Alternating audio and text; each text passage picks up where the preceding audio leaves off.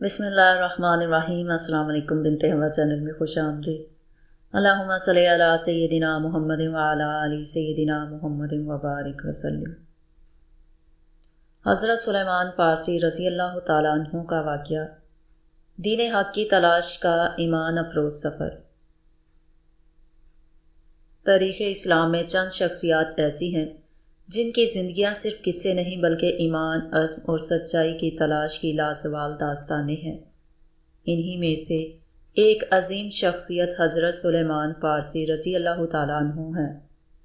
آپ کا واقعہ کوئی عام واقعہ نہیں بلکہ یہ دین حق کی تلاش کا ایک ایسا سفر ہے جو برسوں پر محیط رہا اور بے شمار مشکلات و آزمائشوں سے عبارت تھا۔ آپ نے گھر، خاندان اور دنیاوی آسائشوں کو خیر بات کہہ کر صرف اور صرف ایک سچے دین کی تلاش میں اپنی زندگی گزار دی۔ آج ہم آپ کو یہ پورا ایمان افروز واقعہ حضرت سلیمان فارسی رضی اللہ تعالیٰ عنہ کی زبانی سنائیں گے۔ حضرت سلیمان فارسی رضی اللہ تعالیٰ عنہ فرماتے ہیں کہ میں فارس کے صوبہ اصفہان میں ایک جگہ کا رہنے والا تھا جس کا نام جے تھا۔ میرا باپ اس جگہ کا سردار اور چوہدری تھا اور مجھ سے بے پناہ محبت کرتا تھا۔ وہ مجھ سے اتنا زیادہ پیار کرتے تھے کہ مجھے بچیوں کی طرح گھر میں ہی بٹھا دیا کرتے تھے۔ میں نے اپنے قدیم مذہب مجوسیت آگ کی پرستش میں اتنی زیادہ محنت اور لگن سے کام کیا کہ میں آتش کدہ آگ کی عبادت گاہ کا محافظ بن گیا جس کی آگ کو کبھی بجھنے نہیں دیا جاتا تھا۔ ایک دن میرے والد اپنے کسی کام میں مصروف ہو گئے تو مجھ سے کہنے لگے، بیٹا آج میں اس تعمیراتی کام میں مصروف ہونے کی وجہ سے زمینوں پر نہیں جا سکا، اس لیے تم وہاں جا کر ان کی دیکھ بھال کرو اور مجھے چند ضروری باتیں بتاؤ۔ میں زمینوں پر جانے کے ارادے سے روانہ ہو گیا۔ راستے میں میرا گزر نصارہ عیسائیوں کے ایک گرجے عبادت گاہ پر ہوا۔ چونکہ والد صاحب نے مجھے گھر میں ہی بٹھا رکھا تھا اس لیے مجھے لوگوں کے معاملات کا کچھ علم نہ تھا۔ جب میں ان کے پاس سے گزرا اور ان کی آوازیں سنی تو میں سیر کے لیے اس میں چلا گیا۔ میں نے ان کو نماز پڑھتے دیکھا تو مجھے وہ عمل پسند آ گیا اور میں اس دین کو پسند کرنے لگا۔ میرے دل میں خیال آیا کہ واللہ یہ دین ہمارے دین سے زیادہ بہتر ہے۔ شام تک میں وہیں رہا اور والد صاحب کی زمینوں پر نہیں گیا۔ میں نے ان سے پوچھا کہ اس دین کا مرکز کہاں ہے؟ انہوں نے کہا ملک شام میں ہے۔ جب میں رات کو گھر واپس آیا تو گھر والوں نے پوچھا کہ تم سارا دن کہاں رہے؟ میں نے تمام قصہ سنا دیا۔ باپ نے کہا کہ بیٹا وہ دین اچھا نہیں ہے، تیرا اور تیرے بڑوں کا جو دین ہے وہی بہتر ہے۔ میں نے جواب دیا کہ ہرگز نہیں، وہی دین بہتر ہے۔ باپ کو میری طرف سے یہ خدشہ ہو گیا کہ کہیں میں بھاگ نہ جاؤں، اس لیے میرے پاؤں میں ایک بیڑی ڈال دی اور مجھے گھر میں قید کر دیا۔ حق کی تلاش میں مسلسل سفر اور نیک راہبوں کی صحبت۔ اپنے مقصد کی خاطر میں نے عیسائیوں کے پاس پیغام بھیجا کہ جب شام سے سوداگر لوگ جو اکثر آتے رہتے تھے آئیں تو مجھے اطلاع کر دیں۔ چنانچہ کچھ سوداگر آئے اور ان عیسائیوں نے مجھے اطلاع کر دی۔ جب وہ واپس جانے لگے تو میں نے اپنی پاؤں کی بیڑی کاٹ دی اور بھاگ کر ان کے ساتھ شام چلا گیا۔ وہاں پہنچ کر میں نے تحقیق کی کہ اس مذہب کا سب سے زیادہ ماہر کون ہے۔ لوگوں نے بتایا کہ گرجا میں فلاں پادری ہے۔ میں اس کے پاس گیا اور اس سے کہا کہ مجھے آپ کے دین میں داخل ہونے کی رغبت ہے اور میں آپ کی خدمت میں رہنا چاہتا ہوں۔ اس نے منظور کر لیا۔ میں اس کے پاس رہنے لگا لیکن وہ کچھ اچھا نہ نکلا۔ لوگوں کو صدقہ کی ترغیب دے گا اور جو کچھ جمع ہوتا اس کو اپنے خزانہ میں رکھ لیتا، غریبوں کو کچھ نہ دیتا۔ یہاں تک کہ اس نے سونے چاندی کے 7 مٹکے جمع کر لیے تھے۔ مجھے اس کی ان حرکتوں پر اس سے شدید نفرت ہو گئی۔ جب وہ مر گیا اور عیسائی اسے دفن کرنے کے لیے جمع ہوئے، میں نے ان سے کہا کہ یہ بہت برا آدمی تھا، تمہیں صدقہ کرنے کا حکم اور اس کی ترغیب دیتا تھا جب تم اس کے پاس صداقت لے کر آتے تو وہ انہیں اپنے پاس ذخیرہ کر لیتا تھا اور مسکینوں کو اس میں سے کچھ نہیں دیتا تھا۔ لوگوں نے پوچھا تمہیں اس بات کا علم کیسے ہوا؟ میں نے کہا کہ میں تمہیں اس خزانے کا پتہ بتا دیتا ہوں۔ انہوں نے کہا ضرور بتاؤ۔ چنانچہ میں نے انہیں وہ جگہ دکھا دی اور لوگوں نے وہاں سے سونے چاندی سے بھرے ہوئے 7 مٹکے برآمد کر لیے اور یہ دیکھ کر کہنے لگے واللہ ہم اسے کبھی دفن نہیں کریں گے۔ چنانچہ انہوں نے اس پادری کو سولی پر لٹکا دیا اور پھر اسے پتھروں سے سنسار کرنے لگے۔ اس کی جگہ دوسرے شخص کو بٹھایا گیا، وہ اس سے بہت بہتر تھا اور دنیا سے بالکل بے رغبت تھا۔ میں نے پنجگانہ نماز پڑھنے والے کو اس سے زیادہ افضل اور دنیا سے زیادہ بے رغبت اور رات دن عبادت کرنے والا نہیں دیکھا۔ میں اس کی خدمت میں رہنے لگا اور اس سے مجھے ایسی محبت ہو گئی کہ اس سے پہلے کسی سے نہ ہوئی تھی۔ بالآخر وہ بھی مرنے لگا تو میں نے اس سے پوچھا کہ مجھے کسی کے پاس رہنے کی وصیت کر دو۔ اس نے کہا کہ میرے طریقہ پر صرف ایک ہی شخص دنیا میں ہے، اس کے سوا کوئی نہیں۔ وہ موصل میں رہتا ہے، تم اس کے پاس چلے جانا۔ میں اس کے مرنے کے بعد موصل چلا گیا اور اس سے جا کر اپنا قصہ سنایا۔ اس نے مجھے اپنی خدمت میں رکھ لیا۔ وہ بھی بہترین آدمی تھا۔ آخر اس کی بھی وفات ہونے لگی تو میں نے اس سے پوچھا کہ اب میں کہاں جاؤں؟ اس نے کہا فلاں شخص کے پاس نصیبین میں چلے جانا۔ میں اس کے پاس چلا گیا اور اس سے اپنا قصہ سنایا۔ اس نے مجھے اپنے پاس رکھ لیا۔ وہ بھی ایک اچھا آدمی تھا۔ جب اس کے مرنے کا وقت آیا تو میں نے اس سے پوچھا کہ اب میں کہاں جاؤں؟ اس نے کہا اموریہ میں فلاں شخص کے پاس چلے جانا۔ میں وہاں چلا گیا اور اس کے پاس رہنے لگا۔ اموریوں میں نے کچھ کمائی کا دھندا بھی کیا، جس سے میرے پاس چند گائیں اور کچھ بکریاں جمع ہو گئیں۔ جب اس کی وفات کا وقت قریب ہوا تو میں نے اس سے پوچھا کہ اب میں کہاں جاؤں؟ اس نے کہا اب اللہ کی قسم کوئی شخص اس طریقے کا جس پر ہم لوگ ہیں عالم نہیں رہا، البتہ نبی آخر الزمان صلی اللہ علیہ وآلہ وسلم کے پیدا ہونے کا زمانہ قریب آ گیا ہے۔ وہ دین ابراہیمی پر ہوں گے، عرب میں پیدا ہوں گے، اور ان کی ہجرت کی جگہ ایسی زمین ہے جہاں کھجوروں کی پیداوار بکثرت ہے اور اس کے دونوں جانب کنکریالی زمین ہے۔ وہ ہدیہ نوش فرمائیں گے اور صدقہ نہیں کھائیں گے۔ ان کے دونوں شانوں کے درمیان مہر نبوت ہوگی۔ اگر تم سے ہو سکے تو اس سرزمین میں پہنچ جانا۔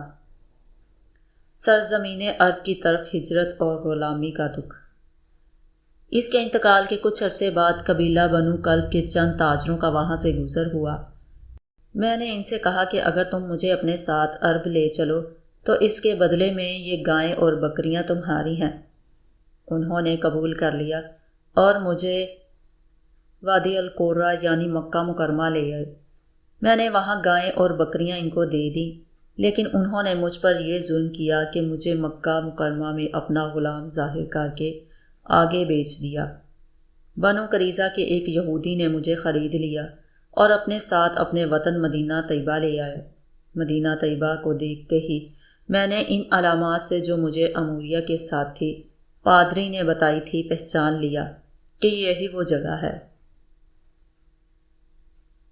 میں وہاں رہتا رہا کہ اتنے میں حضور اقدس صلی اللہ علیہ وآلہ وسلم نے مکے سے ہجرت فرما کر مدینہ طیبہ تشریف لائے۔ ایک دن میں اپنے آقا کے باغ میں کام کر رہا تھا کہ میرے آقا کا چچا زاد بھائی آ گیا اور کہنے لگا بنو کیلا انصار کے 2 بڑے قبیلے پر اللہ کی مار ہو۔ وہ قبا میں ایک ایسے آدمی کے پاس جمع ہو رہے ہیں جو ان کے پاس آج ہی آیا ہے اور اپنے آپ کو نبی سمجھتا ہے۔ یہ سنتے ہی مجھ پر ایسی بے خودی طاری ہوئی کہ مجھے لگتا تھا میں اپنے آقا کے اوپر گر پڑوں گا۔ پھر میں درخت سے نیچے اترا اور اس کے چچا زاد بھائی سے کہنے لگا کہ آپ کیا کہہ رہے تھے؟ اس پر میرے آقا کو غصہ آ گیا اور اس نے مجھے زور سے مکہ مار کر کہا کہ تمہیں اس سے کیا مقصد ہے؟ جاؤ جا کر اپنا کام کرو۔ میں نے دل میں سوچا کوئی بات نہیں اور یہ ارادہ کر لیا کہ اس کے متعلق معلومات حاصل کر کے رہوں گا۔ میرے پاس کچھ پونجی جمع تھی، شام ہوئی تو وہ لے کر نبی کریم صلی اللہ علیہ وآلہ وسلم کی خدمت میں حاضر ہو گیا۔ حضور نبی کریم صلی اللہ علیہ وآلہ وسلم اس وقت قباء ہی میں تشریف فرما تھے۔ میں ان کی خدمت میں حاضر ہوا اور عرض کیا کہ پہلی نشانی صدقہ کا قبول نہ کرنا۔ مجھے معلوم ہوا کہ آپ نیک آدمی ہیں اور آپ کے ساتھ غریب اور حاجت مند لوگ ہیں، یہ صدقے کا مال ہے، میں دوسرے سے زیادہ آپ لوگوں کو اس کا حقدار سمجھتا ہوں۔ حضور صلی اللہ علیہ وآلہ وسلم نے خود تناول نہیں فرمایا اور فقراء صحابہ کرام سے فرمایا تم کھا لو۔ میں نے اپنے دل میں کہا کہ ایک علامت تو پوری نکلی، دوسری نشانی ہدیہ کا قبول کرنا۔ پھر میں مدینہ واپس آ گیا اور کچھ جمع کیا کہ اس دوران میں حضور صلی اللہ علیہ وآلہ وسلم مدینہ منورہ پہنچ گئے۔ میں نے کچھ کھجورے اور کھانا وغیرہ پیش کیا اور عرض کیا کہ یہ ہدیہ ہے۔ حضور صلی اللہ علیہ وآلہ وسلم نے اس میں سے تناول فرمایا۔ میں نے اپنے دل میں کہا کہ یہ دوسری علامت بھی پوری ہو گئی۔ تیسری نشانی مہر نبوت کا مشاہدہ۔ اس کے بعد میں ایک مرتبہ پھر حاضر خدمت ہوا۔ اس وقت حضور صلی اللہ علیہ وآلہ وسلم ایک صحابی کے جنازے میں شرکت کی وجہ سے بقیع میں تشریف فرما تھے۔ میں نے سلام کیا اور آپ کی پشت کی طرف گھومنے لگا تاکہ مہر نبوت کا مشاہدہ کر سکوں۔ آپ صلی اللہ علیہ وآلہ وسلم میری منشا سمجھ گئے اور اپنی چادر مبارک کمر سے ہٹا دی۔ میں نے مہر نبوت کو دیکھا اور جوش میں اس پر جھک گیا، اس کو چومتا رہا اور روتا رہا۔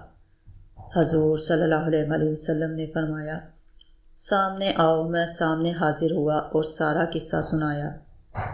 اس کے بعد میں اپنی غلامی کے مشاغل میں پھنسا رہا اور اسی بنا پر بدر اور احد میں بھی شریک نہ ہو سکا۔ ایک مرتبہ حضور صلی اللہ علیہ وآلہ وسلم نے فرمایا کہ تم اپنے آقا سے مکاتبت کا معاملہ کر لو۔ مکاتبت کا مطلب یہ ہے کہ غلام اپنے مالک سے ایک معین رقم طے کر کے خود کو آزاد کرا لے۔ میں نے اس سے معاملہ کر لیا۔ اس نے دو چیزیں بدل قرار دی، 40 اقیہ نقد سونا، 300 درخت کھجور کے لگاؤ اور ان کی پرورش کرو یہاں تک کہ وہ پھل دینے لگے۔ نبی کریم صلی اللہ علیہ وآلہ وسلم نے اپنے صحابہ رضی اللہ تعالیٰ عنہ سے فرمایا کہ اپنے بھائی کی مدد کرو۔ چنانچہ صحابہ کرام نے اس طرح میری مدد کی کہ کسی نے مجھے 30 پودے دیے، کسی نے 20، کسی نے 15 اور کسی نے 10۔ ہر آدمی اپنی گنجائش کے مطابق میری مدد کر رہا تھا، یہاں تک کہ میرے پاس 300 پودے جمع ہو گئے۔ نبی کریم صلی اللہ علیہ وآلہ وسلم نے مجھ سے فرمایا سلیمان جا کر ان کے لیے کھدائی کرو اور فارغ ہو کر مجھے بتاؤ، میں خود اپنے ہاتھ سے یہ پودے لگاؤں گا۔ چنانچہ میں نے اپنے ساتھیوں کی مدد سے زمین کی کھدائی کی اور فارغ ہو کر نبی کریم صلی اللہ علیہ وآلہ وسلم کی خدمت میں حاضر ہوا اور انہیں مطلع کر دیا۔ نبی کریم صلی اللہ علیہ وآلہ وسلم میرے ساتھ باغ کی جانب روانہ ہو گئے۔ ہم ایک ایک پودا نبی کریم صلی اللہ علیہ وآلہ وسلم کو دیتے جاتے تھے اور نبی کریم صلی اللہ علیہ وآلہ وسلم اسے اپنے دست مبارک سے لگاتے جاتے تھے۔ اس ذات کی قسم جس کے دست قدرت میں سلیمان کی جان ہے، ان میں سے ایک پودا بھی نہیں مرجھایا تھا۔ یوں میں نے باغ کی شرط پوری کر دی۔ ایک دوسری روایت میں ہے کہ رسول اللہ صلی اللہ علیہ وآلہ وسلم نے اپنے دست مبارک سے کھجوریں لگائیں جو کہ اسی سال پھل لے آئیں۔ اب مجھ پر سونے کا مال باقی رہ گیا تھا۔ اتفاق سے کسی غزوے سے مرغی کے انڈے کے برابر سونا حضور صلی اللہ علیہ وآلہ وسلم کے پاس آ گیا۔ حضور صلی اللہ علیہ وآلہ وسلم نے حضرت سلیمان فارسی رضی اللہ تعالیٰ عنہ کو عطا فرما دیا کہ اس کو جا کر اپنے بدل مکاتبت میں دے دو۔ میں نے عرض کیا کہ یا رسول اللہ صلی اللہ علیہ وآلہ وسلم یہ کیا کافی ہوگا؟ وہ بہت زیادہ مقدار ہے۔ حضور صلی اللہ علیہ وآلہ وسلم نے ارشاد فرمایا حق تعالیٰ شانہ اسی سے پورا فرما دیں گے۔ چنانچہ میں لے گیا اور اس میں سے وزن کر کے 40 اوقیہ سونا اس کو تول دیا اور میں آزاد ہو گیا۔ پھر میں غزوہ خندق میں شریک ہوا اور اس کے بعد کسی غزوے کو نہیں چھوڑا۔ دوستو، یہ تھی آج کی ویڈیو۔ اگر آپ کو پسند آئی ہو تو اسے ضرور لائک کریں اور اسے زیادہ سے زیادہ شیئر کریں، اور اگر چینل کو ابھی تک آپ نے سبسکرائب نہیں کیا تو فوراً سے سبسکرائب کریں اور ساتھ میں بیل آئیکن کو بھی پریس کریں تاکہ میری ہر ایک نئی ویڈیو کا نوٹیفیکیشن آپ کو سب سے پہلے ملے۔